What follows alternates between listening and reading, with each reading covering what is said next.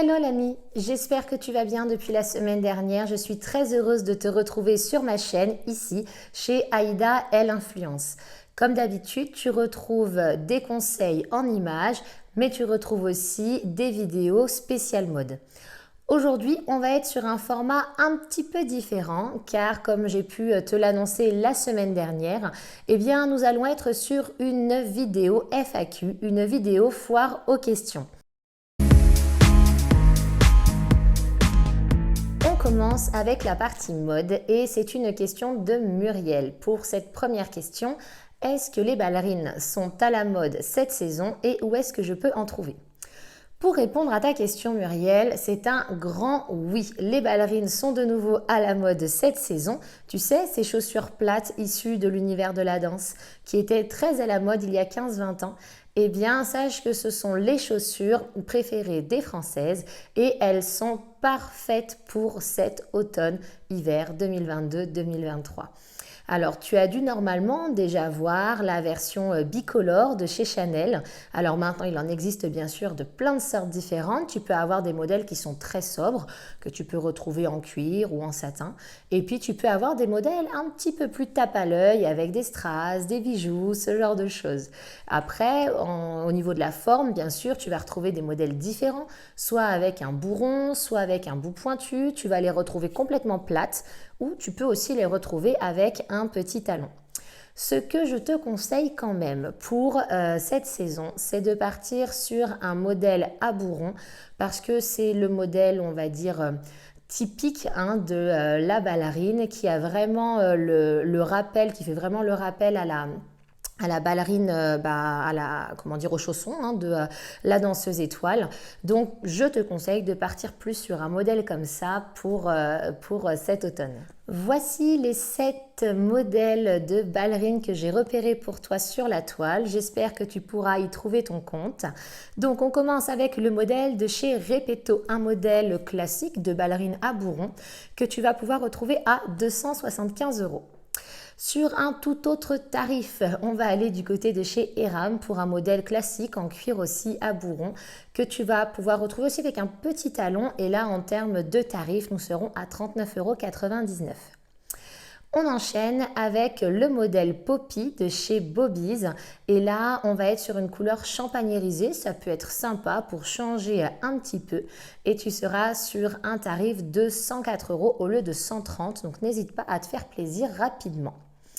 Le modèle que l'on voit partout sur Instagram, c'est le modèle de chez Mango, un modèle à 39,99 €. Donc en termes de tarifs, on est plutôt pas mal. Une ballerine à bourron et qui est en plus disponible en 4 coloris. Donc tu vas pouvoir retrouver du chocolat, du vert pastel, du noir et du rouge. On enchaîne avec un modèle bicolore pour rappeler un petit peu le modèle phare de chez Chanel. Sauf que là, on sera chez Ballerette et on aura un tarif à 105 €. Après, tu as aussi le choix de partir sur le modèle phare de la saison. C'est le modèle de chez Miu Miu avec la sangle en satin. On va dire que ça nous rappelle vraiment la chaussure de la danseuse étoile. Et là, en termes de tarifs, on est à 690 €. C'est plutôt pas mal. Et l'avantage aussi, c'est que tu vas pouvoir choisir entre 6 coloris.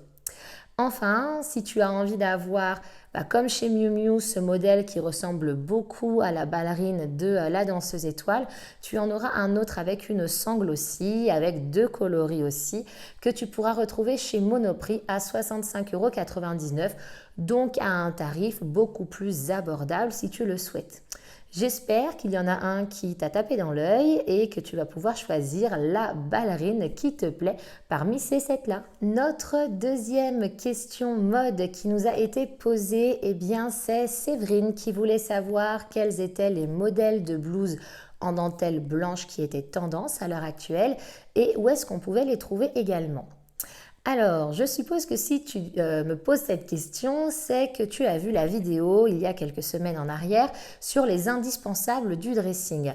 Eh bien, c'est parfait et ça tombe bien, la blouse en fait partie. C'est un élément qu'il faut avoir, c'est un incontournable, on l'a déjà dit, mais surtout, c'est un vêtement que tu vas pouvoir porter de différentes façons, avec différents vêtements. Et ça, c'est top parce que tu vas pouvoir le porter avec un blazer, avec un jean, tu vas pouvoir le porter avec une jupe, jupe, enfin voilà, tu vas pouvoir le porter avec un petit peu tout en fait. Donc c'est forcément un vêtement qu'il te faut absolument. Alors j'ai repéré sur internet 3 modèles que j'ai beaucoup aimés. Donc on va retrouver le modèle Valentine de chez Cézanne à 95 €, voilà, qui est un modèle qui est très sympathique. Tu vas pouvoir retrouver aussi le modèle de chez Mage. Là, on sera sur un tarif à 215 €. Et j'en ai trouvé un autre avec un tarif tout mimi, tout sympathique. Une blouse qui est très sympa aussi, que tu pourras retrouver chez Grain de Malice à 39,99 €. J'espère qu'il y en a une qui te plaît parmi celles-ci. Pour la troisième et dernière question mode, eh bien c'est une question de Chantal qui voulait savoir comment apporter un petit peu de fantaisie à ses looks classiques.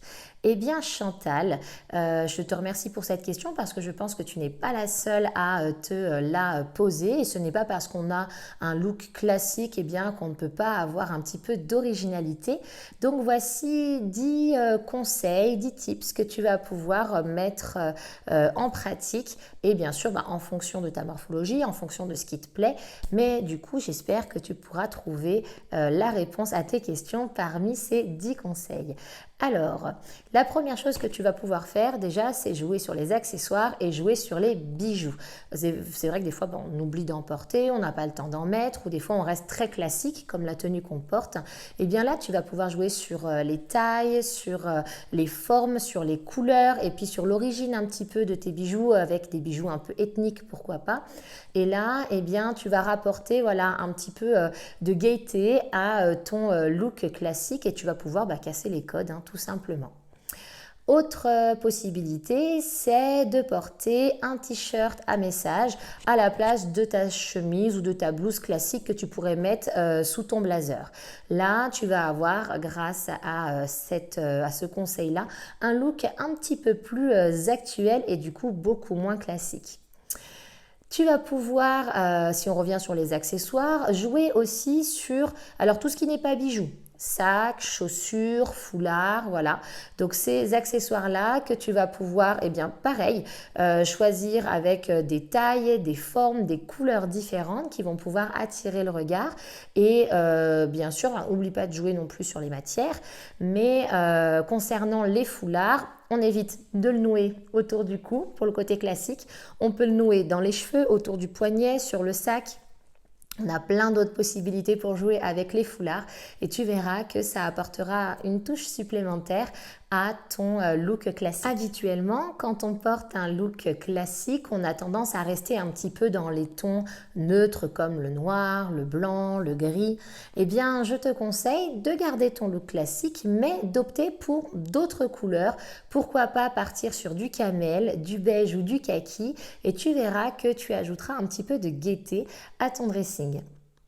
Autre chose que tu peux faire, si tu es doué de tes mains, si tu aimes la customisation, la personnalisation, eh bien tu peux modifier les boutons par exemple de tes vêtements, de tes blazers pour apporter des boutons un peu moins passe-partout avec des boutons qui vont plus attirer l'œil, qui seront un petit peu plus originaux. Tu peux aussi faire des petits morceaux de broderie, que ce soit sur les manches, dans le dos. Comme ça, on ajoutera voilà, un petit peu d'originalité, de fantaisie à tes tenues classiques. Et puis si tu n'es pas doué de tes mains, si c'est pas quelque chose que tu aimes forcément faire mais que l'idée te plaît, tu vas pouvoir retrouver sur internet beaucoup de personnes qui vont pouvoir te proposer ce service. Autre conseil, quelque chose qui se fait mais tellement facilement, tout simplement, pense à retrousser le bas de tes pantalons. Tu verras que le look sera totalement différent que si tu le portais de manière classique avec ton ourlet de base. Donc pense vraiment à retourner tes pantalons, que ce soit un jean, que ce soit un pantalon carotte, peu importe. Pense à les retourner et puis tu peux faire exactement la même chose avec tes manches. Donc ne serait-ce que de les retrousser, tu verras que le look sera totalement différent. Revenons du côté des accessoires et là encore, tu vas pouvoir jouer avec ta ceinture.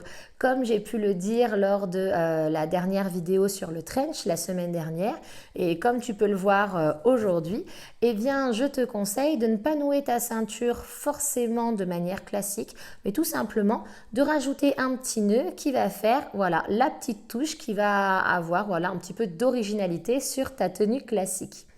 De la même façon, évite de tout simplement boutonner tes cols de chemise ou de blouse jusqu'en haut. Je te conseille de les ouvrir un petit peu plus, d'avoir une échancrure plus importante au niveau de la poitrine. Tu vas créer un grand col V. Tu verras que du coup, ça va allonger ta silhouette et du coup, au niveau de l'élégance, tu auras encore un petit truc en plus. Tu vas pouvoir aussi porter tes hauts, rentrer à l'intérieur de tes pantalons. Alors bien sûr, si ta silhouette te le permet, mais du coup, voilà, tu vas avoir un visuel qui sera totalement différent qu'une chemise ou une blouse qui sera portée par-dessus le pantalon.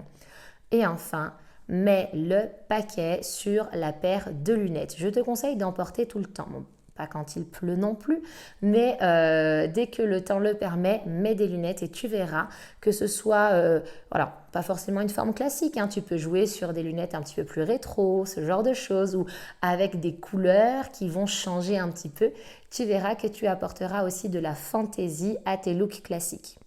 J'espère qu'avec tous ces conseils, tu vas pouvoir apporter une petite touche supplémentaire à tes looks classiques, du fun, de l'originalité et que tu respecteras en même temps ta personnalité. N'hésite pas à me mettre en commentaire s'il y a un conseil qui te plaît, enfin un ou plusieurs conseils qui te plaisent plus qu'un autre. Véronique, comment savoir si on a une taille marquée ? Véronique, je te remercie pour cette question. Je vais pouvoir y répondre très facilement, tu vas voir. Donc, pour pouvoir savoir si tu as une taille marquée, il va te falloir 1 mètre et prendre tes mesures. Ton tour d'épaule, ton tour de taille et ton tour de hanche.